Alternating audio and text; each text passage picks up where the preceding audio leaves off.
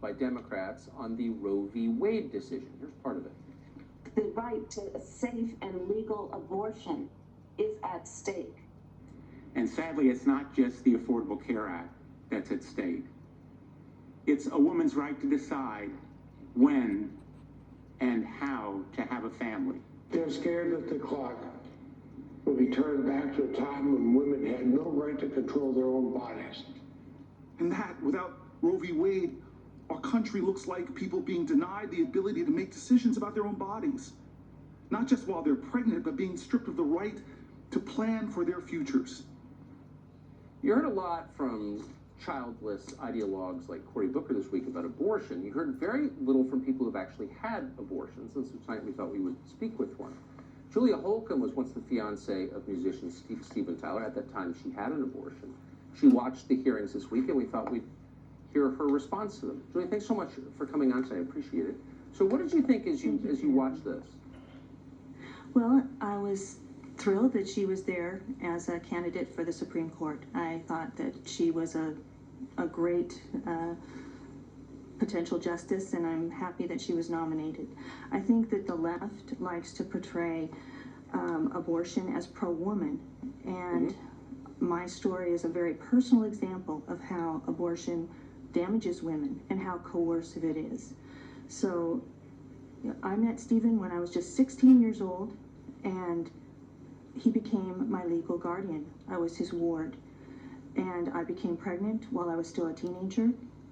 I can remember coming to him and telling him that I was expecting a baby, and he reassured me that everything would be all right, that we would get married, and not to worry, that he would take care of me.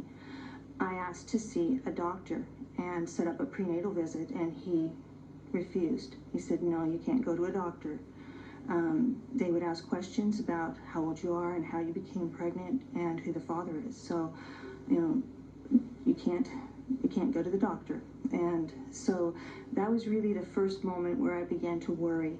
Along the way, Steven had a change of heart, and he made the decision that he wanted me to have an abortion. He came to me, he told me that his lawyers had set up a doctor. This was very early after Roe v. Wade had been decided, so there hadn't been many abortions, and I was pretty far along because I had thought I was going to be able to keep my baby. I was at least 5 months along, but I don't know for sure because I had not been allowed to see a doctor. And he came to me and told me that I was going to have an abortion.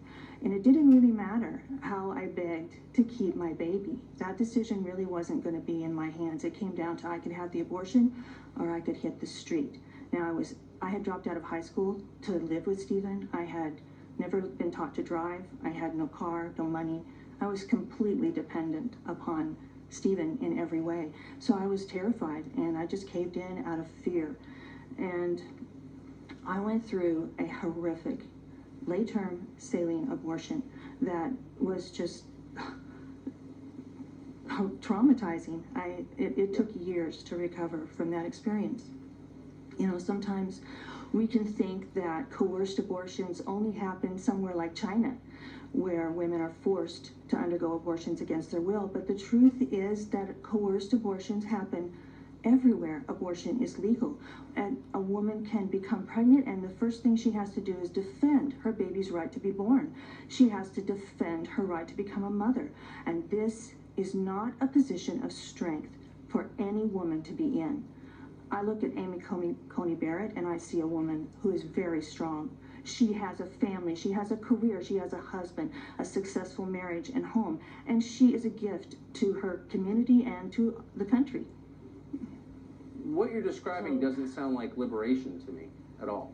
No, I tell you, I've traveled around the country speaking at pro-life events, and after I've given my talk, sometimes I'll get to visit with people that are there, and women have come up to me and shared their stories. There are so many women out there who have been through traumatic abortions, and it stays with them, that grief. I've got to ask you, Julia, since you brought up Steven Tyler, you've named it, we put his picture on the screen. What does he think of this now? Well, even Steven experienced the regret after having gone through the ordeal of my abortion. He wrote in his book, his reaction was, Jesus, what have I done? And certainly that is an illustration of how traumatic it was, even for Stephen. And he's not exactly a tender-hearted, sensitive person. He's a, you know, heavy metal rocker, and that was his reaction. I think a lot of people feel that So- way. I appreciate your coming on tonight, Julia. That's a Well, thank you moving for having story and a perspective that we don't hear enough, because there are many perspectives on this, and you have a legitimate one, I think. Great to see you. Thank you. me. Thank you.